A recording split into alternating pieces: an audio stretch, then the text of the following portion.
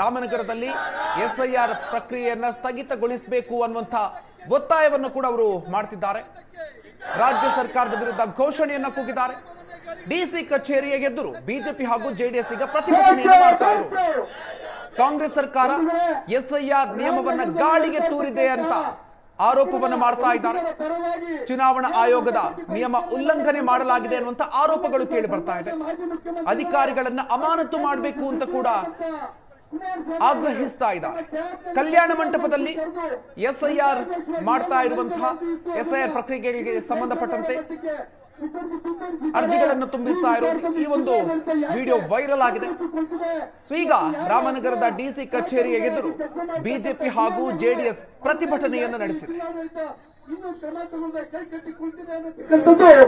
ಯಕ್ಷ ಪ್ರಶ್ನೆಯಾಗಿದೆ.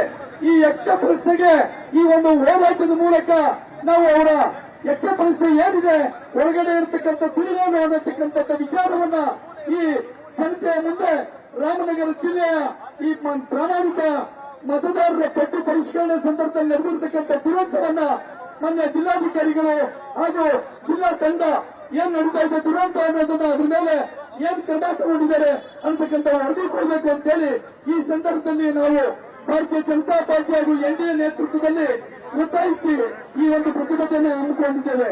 ಇನ್ನು ಮುಂದುವರೆದಾಗ ಸನ್ಮಾನ್ಯ ಗೌತಮ್ ಗೌಡರು ಕೂಡ ಈ ಸಭೆಯಲ್ಲಿ ಭಾಗವಹಿಸಿದ್ದು ಈ ಸಭೆಯನ್ನು ಉದ್ದೇಶಿಸಿ ಮಾತಾಡಬೇಕು ಅಂತೇಳಿ ವಿನಂತಿ ಮಾಡ್ತೇವೆ.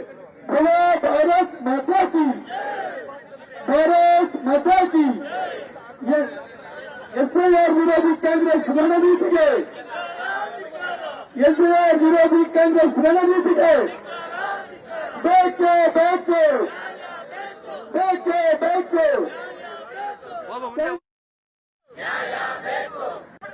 ಕಾಂಗ್ರೆಸ್ ಸರ್ಕಾರಕ್ಕೆ ಬೇಕೇ ಬೇಕು, ಸರ್ಕಾರಕ್ಕೆ ಜಿಲ್ಲಾಧಿಕಾರಿಗೂ ಅಂತ ಹೇಳ್ರಪ್ಪ.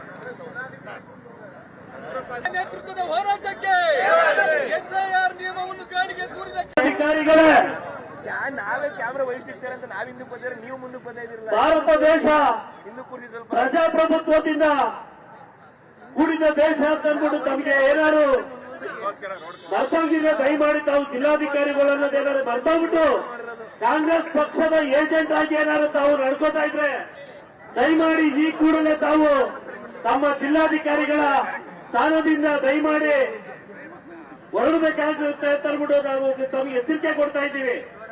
ಇವತ್ತು ಇಡೀ ಭಾರತ ದೇಶದಲ್ಲಿ ಏನು ಎಸ್ಐಆರ್ ನಡೀತಾ ಇದೆ, ಬಾಂಗ್ಲಾ ವಲಸಿಗರಿಂದ ಹಿಡಿದು ಬಿಹಾರಿಂದ ಹಿಡಿದು ಪಶ್ಚಿಮ ಬಂಗಾಳದಿಂದ ಹಿಡಿದು ಉತ್ತರ ಪ್ರದೇಶದಿಂದ ಹಿಡಿದು ಲಕ್ಷ ಲಕ್ಷ ವೋಟ್ಗಳು ಡಿಲೀಟ್ ಮಾಡ್ತಾ ಇದ್ದಾರೆ ಭಾರತ ಚುನಾವಣಾ ಆಯೋಗ.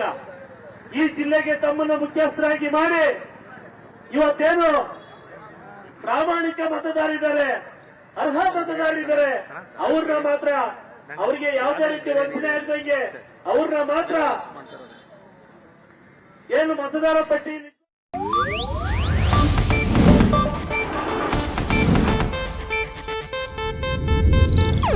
ಇದು ಏಷ್ಯಾನೆಟ್ ನ್ಯೂಸ್ ನೆಟ್ವರ್ಕ್ ಪ್ರಸ್ತುತಿ.